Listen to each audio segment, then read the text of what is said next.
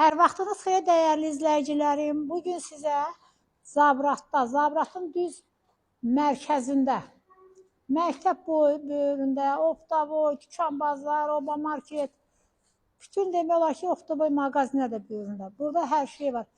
Saç dəlləxanası, qadın bərbərxanası, kişi bərbərxanası, demək olar ki, olmayan şey yoxdur əzlərim. Evimiz çox qəşəng evdir, ümumi 4 otaqdan ibarətdir. Pəncərələr şəbəkədir. Qiymət dərzlərim gözəl qiymətdir, yer üstü poldur. Qiyməti 97.000 manatdır.